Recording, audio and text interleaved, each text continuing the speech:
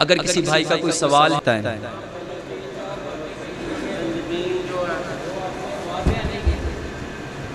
क्या? जो आपने 3 चीजें बताई हैं, खाना, तो क्या? अच्छा, खाने का। हाँ, बैठ जाए प्लीज, बैठ जाए। मेरे भाइयों, तलबीना, ये तलबीना क्या है? हजरत आयशा सिद्दीका रजी अल्लाह ताला अन्हा फरमाती हैं, हमारे घरों में जब भी कोई बीमार होता था तो नबी सल्लल्लाहु अलैहि वसल्लम हमें तलबीना बनाने का हुक्म देते थे, और हुक्म दिया जाता था कि इसको तलबीना बना के ठंडा करके खिलाओ। तलबीना कहते किसे हैं? जौ का दलिया दूध और खजूर में पकाना। जौ का दलिया दूध और खजूर में इसको पकाने का तरीका क्या होता है? जैसे दलिया बनाते हो ऐसे दलिया बनाओ, उसमें मीठा डालने की बजाय या आप खजूरें डाल सकते हो या आप शहद डाल सकते हो। अगर ये दोनों चीजें नहीं है तो आप मेरे भाइयों गुड़ भी डाल सकते हो, लेकिन गुड़ डालना ये सुन्नत से साबित नहीं है, उसमें शहद है और खजूर है। नबीज कहते हैं 7 खजूरों को 1 गिलास पानी में भिगो के रख देना। 7 खजूरों को 1 गिलास पानी में। इस नबीज का फायदा क्या है? अपना एक एक्सपीरियंस आपके साथ शेयर करता हूं, पहले भी आपको बताया था। प्रोस्टेट ग्लैंड की जितनी बीमारियां हैं, मेरे पास एक डॉक्टर साहब आए जिनको 17 साल से प्रॉब्लम थी। 17 साल से प्रॉब्लम थी प्रोस्टेट ग्लैंड की। प्रोस्टेट ग्लैंड क्या कहते हैं? जो जिसको आप लोग पेशाब की वदूदें कहते हो, उसका बढ़ जाना, उसकी वजह से पेशाब तकलीफ से आता है, थोड़ा थोड़ा करके आता है, खुल के नहीं आता।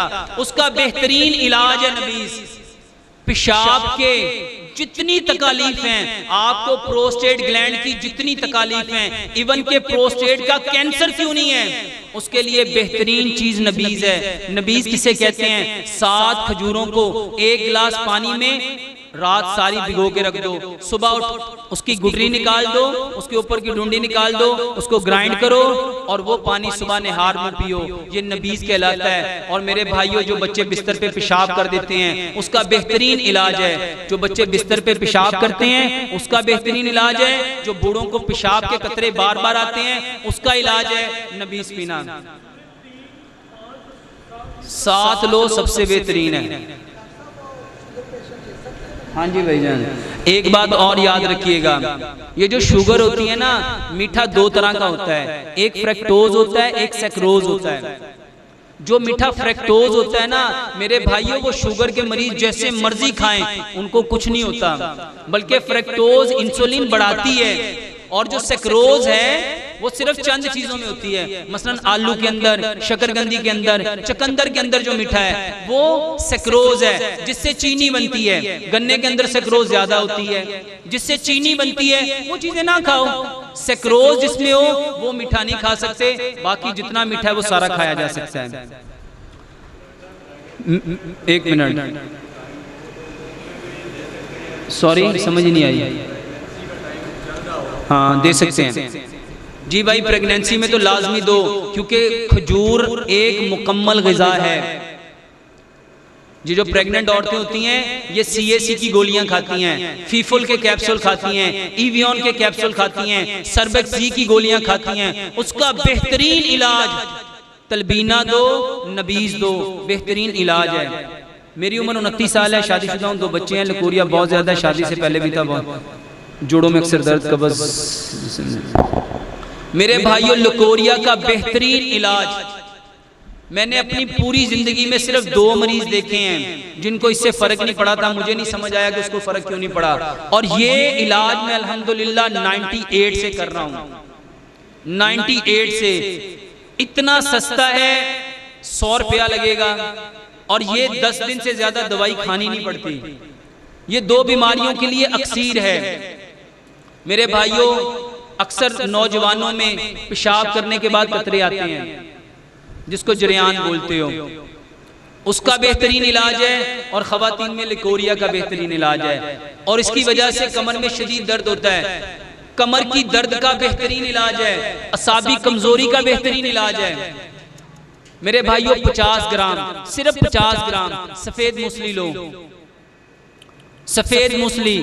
50 ग्राम स्याह मूसली लो, 50 ग्राम असगंध नागोरी लो, असगंध नागोरी, और 150 ग्राम मिश्री लो, कूजा मिश्री। इन चारों चीजों को कूट लो, ग्राइंड नहीं करना, कूटना है लोहे के चट्टू बट्टे में, कूट के पाउडर बना लो। और 2 चम्मच दूध में मिला के अच्छी तरह पका लो, और उसमें बस मिला के ठंडा करके उसको निहार मुंह ले लो। बेहतरीन इलाज है। इंशाल्लाह ये सारे मसले ठीक हो जाएंगे। मेरी उम्र 22 साल है, 4 साल से बाल गिर रहे हैं, चेहरे पर दाने बनते हैं। बाल गिरने का बेहतरीन इलाज, जितने लोगों के बाल गिरते हैं, 2 काम करो, साबुन और शैम्पू बंद कर दो, साबुन और शैम्पू। अब आप सवाल करो कि बाल धोने किससे हैं? मेरे भाइयों, सर को धोने के लिए बेहतरीन चीज जिसको साइंस कहती है, पूरी दुनिया में सबसे बेस्ट स्किन क्लींजर मिल्क है, दूध। दूध के साथ नहाओ। या आपने सुना हुआ है, दूधो नहाओ फूदो फलो, दूधो नहाओ फूदो फलो। इसका मतलब क्या है? इसका मतलब क्या है? दूध के साथ नहाओ, फूदोगे भी, फलोगे भी। तो मेरे भाइयों, पहले औरतें नहाती थी सिर्फ दूध के साथ, और अल्हम्दुलिल्लाह सुम्मा अल्हम्दुलिल्लाह इसके मेरे इतने पेशेंट रिकवर हुए हैं, इतने पेशेंट रिकवर हुए हैं। वल्लाह वो लोग दुआएं देते हैं, एक बाल नहीं गिरता। हाँ जी, दूध लगा के 5 मिनट के लिए छोड़ दो, और उसके बाद पानी के साथ नहा लो, पूरे जिस्म पे दूध लगाओ। पूरी दुनिया में स्किन को साफ करने के लिए सबसे बेहतरीन चीज दूध है। अगर आप टीवी में कमर्शियल देखोगे ना साबुन की, तो रेक्सोना कहां से निकल रहा होता है? दूध की नहर से। लक्स कहां से निकल रहा होता है? दूध की नहर से। पामोलिव कहां से निकल रहा होता है? दूध की नहर से। डव कहां से निकल रहा होता है? और डव में तो बकायदा कहा जाता है दूध की खूबियां लिए हुए। मेरे भाइयों, जब वो दूध की खूबियां लिए हुए हैं, तो दूध से क्यों नहीं नहाते? तो दूध से नहाओ। एक और शैम्पू आपको बता देता हूं जो आप अपने घर में बना सकते हो। 3 चीजें लो, आंवला, 3 दाने आंवले के, 3 दाने सिकाकाई के, 3 दाने हरड़ के। इन 6 दानों को 1 लीटर 1.5 लीटर पानी में भिगो के रख दो, तोड़ के भिगो के रख दो। सारी रात भीगा रहे, सुबह स्ट्रेनर से स्ट्रेन करो, उस पानी से सर को दो। बेहतरीन बाल आपके सिल्की होंगे। और दूसरी बात, सजदा लंबा करो, हरिड़े, और सजदा लंबा करो। चेहरे के जितने मसाइल हैं मेरे भाइयों, ये चेहरे का बेहतरीन नुस्खा बताने लगा हूं। जितने एक्नी हैं, पिंपल हैं, फ्रैकल हैं, ब्लैक सर्कल हैं, ब्लैक स्पॉट हैं, आंखों पे हल्के पड़ जाते हैं, दाने निकल आते हैं, और लड़कियां क्रीमें यूज करती हैं, लड़के इतनी इतनी क्रीमें यूज करते हैं चेहरे को निखारने के लिए। प्यारे पैगंबर जनाबे मोहम्मद सल्लल्लाहु अलैहि वसल्लम ने जो बेहतरीन तरीका क्या बताया? सजदा, लंबा सजदा करो। जब सजदा करोगे तो सारा ब्लड कहां आएगा? कहां आएगा? मेरे भाइयों, सर में भी आएगा, चेहरे पे भी आएगा। बाल गिरना भी बंद हो जाएंगे, और आपका चेहरा भी चौदनी के चांद की तरह चमकदार हो जाएगा। सजदा लंबा करो। मेरी उम्र 38 साल, अपने घर में दिल नहीं लगता, गुस्सा आता है, ब्लड प्रेशर तेज रहता है, भूख भी नहीं लगती। ये जो सवाल ऊपर से आया, मेरी उम्र 38 साल है, इसका बेहतरीन इलाज, सुबह के वक्त खाली पेट तलबीना खाओ, रात को तलबीना बनाओ। नबी सल्लल्लाहु अलैहि वसल्लम ने फरमाया, तलबीना दिल को ताकत देता है, तलबीना दिमाग को ताकत देता है, तलबीना पट्ठों को ताकत देता है, तलबीना हड्डियों को ताकत देता है, तलबीना मैदे को ताकत देता है, तलबीना आंतों को ताकत देता है। तलबीना पूरे जिस्म की बेहतरीन ग़िज़ा है। और आज जर्मनी में लोग, चाइना में लोग अपना ब्रेकफास्ट तलबीना से करते हैं। 1.5 साल का बच्चा है, खाता पीता कुछ नहीं, जबरदस्ती खिलाओ तो उल्टी कर देता है, आए दिन पेट खराब रहता है, मिट्टी और चूना बहुत खाता है, जिसकी वजह से डॉक्टर बताते हैं इसके पेट में कुछ सीटियां बन गई हैं, गिल्टियां बन गई हैं। ये जो 2.5 साल का बच्चा है, इसका इलाज बहुत आसान बताने लगा।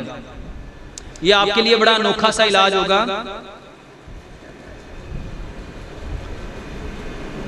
ये जो कहते हैं ना बच्चे जिद्दी हैं, मेरे भाइयों, बच्चे जिद्दी नहीं होते, माँ बाप जिद्दी होते हैं। हम अक्सर कहते हैं ना हमारे बच्चे जिद्दी हैं, बच्चे जिद्दी नहीं होते। माँ बाप जिद्दी होते हैं। सिर्फ जितने बच्चों को आप कहते हो जिद्दी है, और अल्हम्दुलिल्लाह सुम्मा अल्हम्दुलिल्लाह मेरे पास अनकाउंटेबल बच्चे, मुझे तो अब याद भी नहीं है कितने बच्चे ठीक हुए हैं जिनके माँ बाप आके ये कहते थे ये बात नहीं मानते। मेरे भाइयों, बच्चे तो इनोसेंट होते हैं, वो तो मासूम होते हैं। ये कैसे मुमकिन है कि वो बात ना माने? उनके माँ बाप बात नहीं मानते, उनके माँ बाप बात नहीं मानते। सिर्फ और सिर्फ एक बात याद रखो, एक दिन में कम अज कम 20 बार कहो कि मेरा बच्चा बहुत अच्छा है, मेरा बच्चा। और ये आराम से खाना खा लेता है, प्यार से खाना खा लेता है, इसको जिस वक्त जो भी खिलाओ ये मजे से खा लेता है। और इसको समझना, अल्लाह ताला फरमाते हैं अना इंदा जन्ना अब्दी बी, मैं अपने बंदे के गुमान के मुताबिक हूं। आपने कहा, ये क्वेश्चन लिखा, मेरा बच्चा जिद्दी है। क्या कहा? मेरा गुमान क्या है? मेरा बच्चा। आप कह रहे हो मेरा बच्चा जिद्दी है, रब कह रहा है कि जो बच्चा दुनिया में आता है वो फितरते इस्लाम पे आया। अभी 2.5 साल का बच्चा, उसको तो सेंस भी नहीं, उसको तो, इसको इस हदीस से समझो। ये जो बीमार, नबी सल्लल्लाहु अलैहि वसल्लम से एक साहबी ने पूछा हम बीमार क्यों होते हैं, ये बीमारी कहां से आ जाती है, परेशानी क्यों आ जाती है? नबी सल्लल्लाहु अलैहि वसल्लम ने फरमाया 2 वजह से, या तुम्हारे गुनाह माफ करने आई है या तुम्हारे दर्जे बुलंद करने आई है। ये बीमारी परेशानी क्यों आती है? या गुनाह माफ करने, या अब सच बताओ हमारे दर्जे बुलंद होने के लिए आती है? हाँ? और मेरे भाइयों, जो अंबिया को बीमारियां आती थी ना, उनके दर्जे बुलंद होते थे, और आज हम सबके लिए। और साहबी ने फौरन कहा, या रसूलुल्लाह सल्लल्लाहु अलैहि वसल्लम, अगर ये गुनाहों की वजह से आती है तो बच्चे बीमार क्यों हो जाते हैं? है ना सवाल? अगर गुनाहों की वजह से है तो बच्चे बीमार क्यों हो जाते हैं? आप सल्लल्लाहु अलैहि वसल्लम ने फरमाया उनके माँ बाप के गुनाहों की वजह से बच्चे बीमार क्यों होते हैं? उनके माँ बाप के गुनाहों की वजह से। बच्चा जिद्दी नहीं होता, माँ बाप कह के ये बदगुमानी है। जैसा गुमान करोगे, जब आप कहोगे इसको बताया मेरा बच्चा जिद्दी है, इसको बताया मेरा बच्चा जिद्दी है, इसको बताया मेरा बच्चा जिद्दी है, इसको बताया मेरा बच्चा जिद्दी है, इसको बताया मेरा बच्चा जिद्दी है, 1 2 3 4 5 6 लोगों को बताया कि मेरा बच्चा जिद्दी है। अब बताओ, मैंने अपने बच्चे के बर्तन में क्या डाला? जिद डाली। और अगर आप 10 लोगों को कहोगे अल्हम्दुलिल्लाह मेरा बच्चा बहुत अच्छा है, दुनिया का सबसे बेहतरीन बच्चा है, अल्लाह फरमाता है कि जो मेरे साथ जैसा गुमान करेगा मैं उसके साथ वैसा ही। और जब आप कहोगे अल्हम्दुलिल्लाह मेरा बच्चा बहुत अच्छा है, तो बच्चा कैसा होगा? अच्छा होगा। और मेरे भाइयों, यूरोप को पता है, ये बातें मैंने जर्मनी से सीखी हैं। अब सच बताओ, ये बातें यहां होनी चाहिए थी कि वहां होनी चाहिए? यहां किसके पास है? किसके पास है? और लोगों को पता भी नहीं है, और सारी जिंदगी जिद दी दवाई खुआई जाते हैं। ये बच्चे जो मट्टी खाते हैं ना, ये जो बच्चे कली खाते हैं, सिर्फ कैल्शियम की डेफिशिएंसी की वजह से है। किसकी वजह से है? कैल्शियम की। और कैल्शियम की कमी किस वजह से होती है? सबसे ज्यादा हड्डियां कमजोर उस वक्त होती हैं जब आप अपने बच्चे को डांटते हो। हड्डियां कमजोर कब होती हैं? और वो क्या कहती है? डांट के बच्चे को खिलाती हूं, डांट के बच्चे को, तो बच्चा क्या बनेगा? भाई साइंस कहती है जिस अटेंशन के अकॉर्डिंग खिलाओगे बच्चे को वही प्रोवाइड होगा। तो गुस्से से खिलाए तो बच्चे के अंदर क्या बनेगा? गुस्सा। तो बात जो बाहर की निकलेगा। फिर असि कहने ए कंजर पता नहीं किंदे ते चला गया, कहते हैं ना। फिर और कुछ नहीं होगा तो कहते हैं प्यो दे अपनी गंदी नस्ल से गया है, ये खराबी है, इसकी इस्लाह करो, अपने बच्चे के बारे में ये गुमान करो। और आज मैं चैलेंज से कहता हूं, ये जिस बहन ने भी पर्ची, ये जिस भाई ने पर्ची लिखी है, 2.5 साल का बच्चा है, 10 10 लोगों को कहो मेरा बच्चा बहुत अच्छा है, खुद खाना खाता है, अल्लाह की कसम वो खुद खाना खाएगा इंशाअल्लाह। मैंने प्रैक्टिस, अल्हम्दुलिल्लाह मैं तो ये एक्सपीरियंस करता हूँ। ऑस्ट्रेलिया से मेरे पास 2 पेशेंट आए, मियाँ बीवी, उनकी बच्ची थी 7 साल की। वो कहते हमारी बच्ची जब तक 5-7 थप्पड़ ना खा ले तब तक दूध नहीं पीती, 5-7 थप्पड़ ना खा ले दूध नहीं पीती। मैंने कहा आज वो बगैर थप्पड़ के पिएगी। और अल्हम्दुलिल्लाह ये एक्सपीरियंस अपने क्लिनिक में मैंने किया। एक को एक मुड़े पे बिठाया, एक को एक मुड़े पे, उसकी बेटी को उनके लिए फीडर बनाया और मैंने उन्हें कहा कि आप दोनों आंखें बंद करके अपनी लाइफ का सबसे बेस्ट मोमेंट याद करो, बेस्ट मोमेंट। और वो फीडर पकड़ के टेबल के ऊपर रख दिया। 7 मिनट 35 सेकंड लगे। उस बच्ची ने फीडर पकड़ा, जो भाई मेरे क्लिनिक पे गए हैं वो जानते हैं, सामने चेयर लगी हुई है, वो चेयर के ऊपर गई, लेटी, फीडर मुंह में लिया, मजे से पीते पीते सो गई। कितना टाइम लगा? 7 मिनट 35 सेकंड। मैंने उन्हें कहा कि आंखें खोलो, उन्होंने आंखें खोली तो बच्ची सोई हुई थी और फीडर पी चुकी थी। किसने पिलाया? और दोनों एक चीज याद कर रहे थे, वो दोनों कहते कि हम अपनी शादी के बारे में सोच रहे थे। जब मैंने उन्हें कहा कि अपनी लाइफ का सबसे बेस्ट मोमेंट याद करो, तो किसको याद कर रहे थे? और सच बताओ, जब हम अपने बच्चे को खाना खिला रहे होते तो कैसे खिला रहे होते हैं? खा कंजरा, खांदा क्यों नहीं? बगैर तेरे वास्ते बनाया सी, और तेरे चाचे का मुंडा सारा कुछ खा जाता है, तेरे को खाते नहीं जाता। तो गुस्सा बेटे का नहीं होता, चाचे के मुंडे का होता है कि ओ कंजर सारा कुछ खा जाता, तेरे को खाते नहीं जाता। ये अंदर का हसद है। और हसद इंसान को क्या करता है? अंदर से जला देता है। इस तरह जलाता है जैसे आग लकड़ी को। और मेरे भाइयों, इनसे बचो, इनसे बचो, वल्लाह ये बीमारी है। और यही बीमारी हमारे बच्चों के अंदर आ रही है।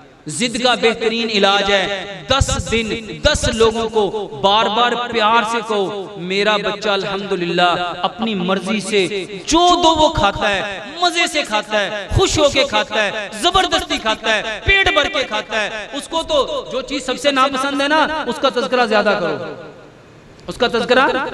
और 10 दिन बाद देखो खाता है कि नहीं खाता।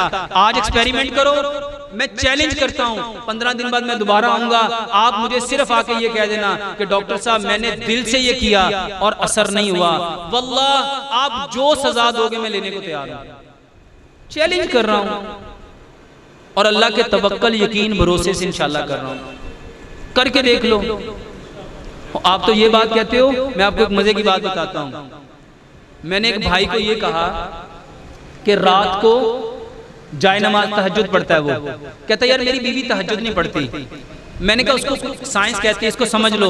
साइंस कहती है जो जुबान से कहते हैं वो 1% ताकत रखती है। जो जुबान है वो कितने % ताकत रखती है? जो मन है वो 1000% ताकत रखता है।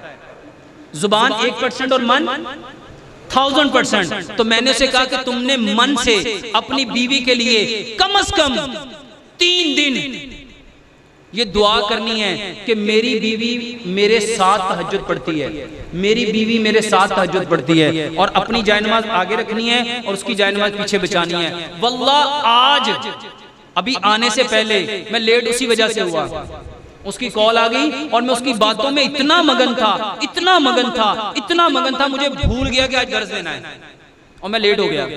वो मुझे कहने लगा डॉक्टर साहब कल तीसरा दिन था और रात को मैं तहज्जुद पढ़ के अपने बिस्तर पे चला गया, लाइट ऑफ कर दी, मैं सो गया, लेकिन मैं मन से कह रहा था कि आज 3 दिन तो पूरे हो गए। डॉक्टर साहब ने कहा था ये तीसरे दिन मुसल्ले पे आएगी, ये आई कोई नहीं।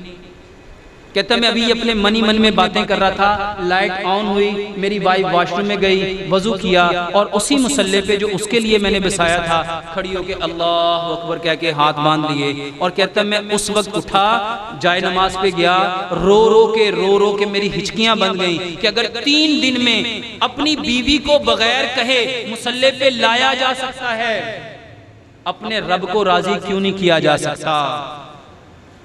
क्यों नहीं? यहां से पुकारो, यहां से पुकारो।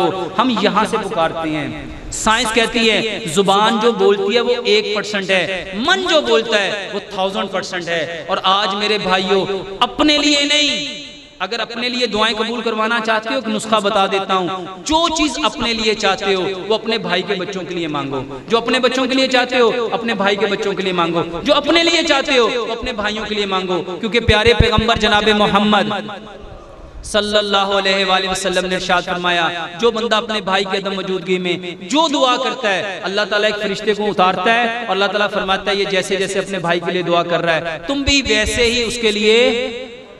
मेरी दुआ पता नहीं एडी कबूल होनी है कि नहीं होनी, तो अल्लाह करे कबूल ही होवे तो मेरे लिए कौन दुआ करेगा? अच्छा मेरे लिए मेरी दुआ अफजल है कि वो फरिश्ते की दुआ? मुश्किल है कि आसान है? छोटा सा काम है, अल्लाह से दुआ है, अल्लाह ताला हमें पूरा पूरा अमल। हेपेटाइटिस सी का इलाज बता दें मेरे भाइयों। हेपेटाइटिस सी का बेहतरीन इलाज है, कबूतर लो, जंगली कबूतर लो, मरीज को लिटाओ, उसके पखाना करने वाली जगह को नाक के ऊपर रख दो। अभी परसों मैंने अल्हम्दुलिल्लाह एक इतना जबरदस्त एक्सपेरिमेंट किया, अल्हम्दुलिल्लाह मैं जिंदगी में दूसरी बार किया है ये इलाज। मैंने लोगों को कई हजार लोगों को बताया है, कई हजार लोगों को बताया, पर खुद 2 बार किया है। वो बंदा कहता है यार मेरे को तो मरदा ही नहीं। मैं कह यार तो मेरे को ले आया, रिपोर्ट उसकी एक्टिव आती है, कहता मेरे को नहीं मार। मैं कह यार मेरे पास ले आओ। और अल्हम्दुलिल्लाह परसों रात को मैंने किया, 6 कबूतर मरे और उसकी वाइफ कहने लगी कि अल्हम्दुलिल्लाह जब मैं आई थी मेरे यहाँ पे शदीद जलन थी और जब ये कबूतर मर गए वो मेरी जगह बिल्कुल ठंडी हो गई और ऐसे लगता है जैसे कोई चीज अंदर से खींच रही है। हमारा वजह क्या है मेरे भाइयों? सिर्फ और सिर्फ प्यारे पैगंबर जनाबे मोहम्मद सल्लल्लाहु अलैहि वसल्लम के तरीके के मुताबिक आ जाओ, सारे मसले हल हो जाएंगे। हेपेटाइटिस सी का इलाज है, जंगली कबूतर लो, नाक के ऊपर उसकी पखाने की जगह को रखो, जितने कबूतर मरते जाए उतने कबूतर लगाते जाओ। जब कबूतर मरना बंद हो जाएंगे हेपेटाइटिस इंशाल्लाह ठीक हो जाएगा। सुभानकल्लाहुम्मा व बिहम्दिका अशहदु ला इलाहा इल्ला अंता अस्तगफिरुक।